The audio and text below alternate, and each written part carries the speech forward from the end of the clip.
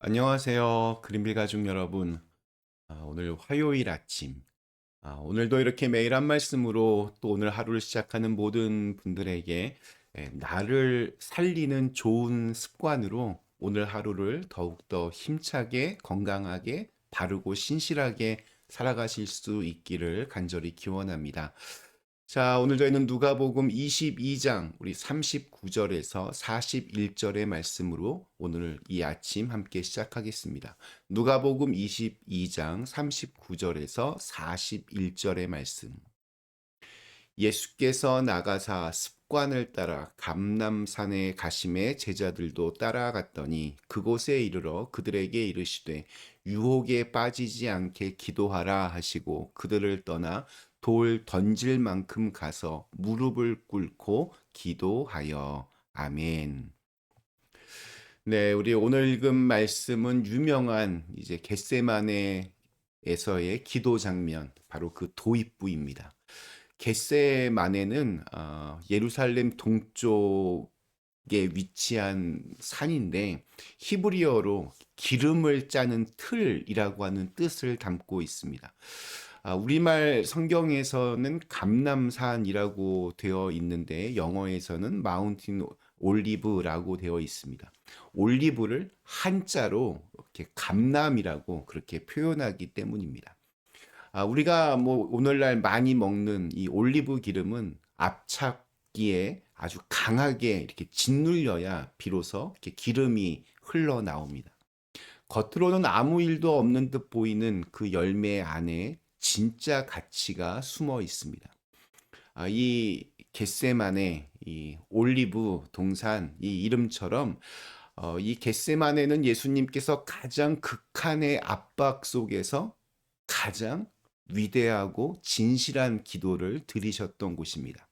오늘 말씀 이렇게 시작합니다. 예수께서 나가사 습관을 따라 감람산에 가심에 제자들도 따라갔더니 여기서 중요한 단어 바로 습관을 따라입니다. 습관을 따라. 예수님은 갑작스러운 위기가 닥쳤기 때문에 기도하러 가신 것이 아니었습니다. 늘 하시던 대로 아무 일도 없는 날처럼 그 자리를 찾으셨습니다. 기도가 그분의 일상이었습니다. 이날이 얼마나 특별한 날이었는지 우리는 이미 알고 있습니다. 제자들과의 그 애틋한 마지막 이제 시간을 다 보내시고 예수님은 그날 밤 체포되실 것이고 이튿날 십자가에 달리실 것입니다. 인류 역사 전체를 뒤흔들 그 밤에도 예수님은 늘 하시던 대로 습관을 따라 감람산으로 향하셨습니다. 특별한 각오로 찾아간 것이 아니라 너무나 자연스러운 삶의 일부였습니다. 기도가 이렇게 습관이다라고 하는 것은 참 부러운 말입니다. 이 기도가 습관이다라고 하는 것은 단순히 자주 많이 기도한다는 뜻이 아닙니다. 몸이 먼저 알고 있다는 겁니다. 생각하기 전에 발이 먼저 그 방향으로 향하는 것. 의식하지 않아도 그 자리를 자연스럽게 찾아가는 것. 그것이 진정한 습관입니다. 독일의 철학자 임마누엘 칸트는 매일 오후 3시 30분이 되면 정확히 동네를 산책하는 것으로 유명했습니다. 그의 산책이 얼마나 규칙적이었는지 동네 사람들이 그의 그 산책하는 모습을 보고 시계를 맞출 정도였다고 합니다. 비가 와도 날이 추워도 그는 늘 같은 시간 같은 길을 걸었습니다. 그가 걷던 그 길은 후에 철학자의 길이라는 이름으로 그렇게 불리게 되었습니다. 뭐 단순히 그냥 걷고 시간을 맞춰 놓는 게 아닙니다. 그의 걸음 속에서 그의 그 철학적인 사유가 자라고 그의 철학이 무르익었습니다. 일상적인 반복 속에서 가장 깊은 생각이 그렇게 피어난 것입니다. 예수님의 기도도 그랬습니다. 늘 같은 시간, 같은 자리, 늘 하시던 대로. 그 반복 속에서 하늘과 땅의 연결이 이루어졌습니다. 그 장소에 도착하신 예수님은 제자들에게 이렇게 말씀하셨습니다. 유혹에 빠지지 않게 기도하라. 기도의 이유를 이보다 더 정확하게, 명확하게 말씀하기는 어렵습니다. 기도하지 않으면 연약한 우리는 유혹에 빠질 수밖에 없습니다. 교회에서 우리는 종종 시험에 들었다 이런 표현들을 씁니다. 그런데 한국어로는 이게 뭐 한 똑같은 단어인 시험이 영어로는 테스트가 있고 또 템프테이션으로 이렇게 보다 뚜렷하게 구분이 됩니다. 테스트로서의 시험은 하나님께서 우리에게 허락하시는 시험입니다. 우리의 믿음을 연단하기 위해서 더 깊은 성숙으로 이끌어가기 위해서 주어지는 과제입니다. 그런데 성경은 약속합니다. 하나님은 우리가 감당할 수 없는 시험은 허락하지 않으신다라고 했습니다.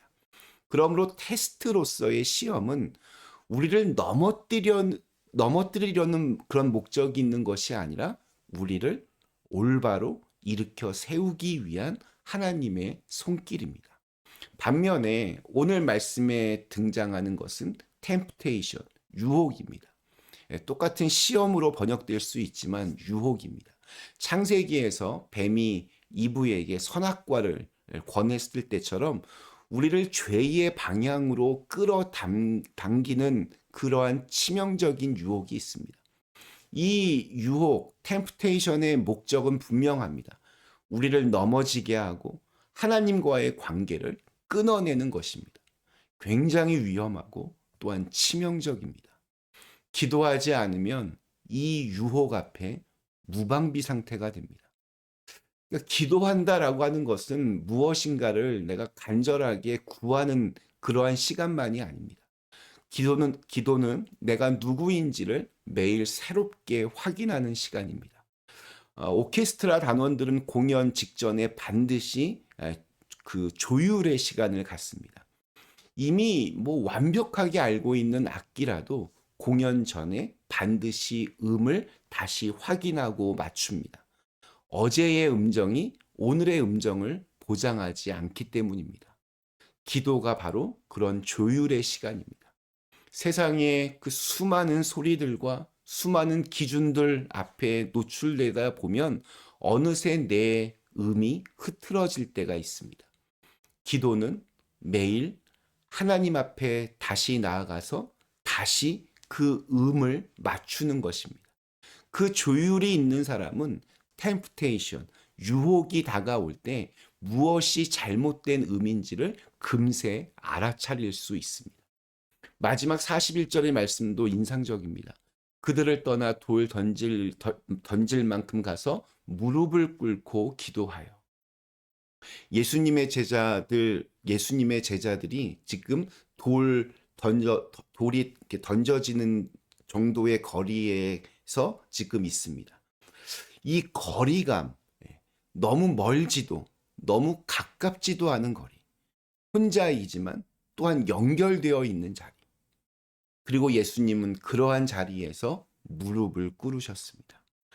무릎을 꿇는다는 것은 온몸으로 지금 이 기도의 시간을 가지고 있다는 또 다른 고백입니다. 나는 낮아지겠다는, 내 뜻을 내려놓겠다는, 하나님 앞에 겸손히 서겠다는 그러한 몸의 고백입니다. 그러한 자세가 습관이 된 분이 가장 어두운 밤에도 기도를 잃지 않으셨습니다. 기도가 습관이 된다는 것은 이 무릎 꿇음이 습관이 된다는 의미이기도 합니다. 기도는 우리가 누구인지를 끊임없이 확인하는 과정이고 하나님과의 관계를 살아있게 날마다 새롭게 유지하는 방식입니다. 관계가 단절되면 오해가 생기고 오해는 불신을 낳습니다. 우리가 하나님을 의심하고 그분의 일하심이 믿어지지 않을 때 그 뿌리를 계속 따라가다 보면 대부분 기도가 끊긴 자리가 있습니다.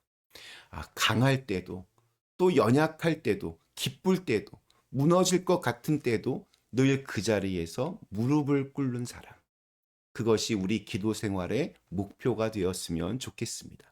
그렇게 쌓인 기도의 습관이 유혹 앞에서 우리를 지키는 가장 든든한 방패가 되기 때문입니다.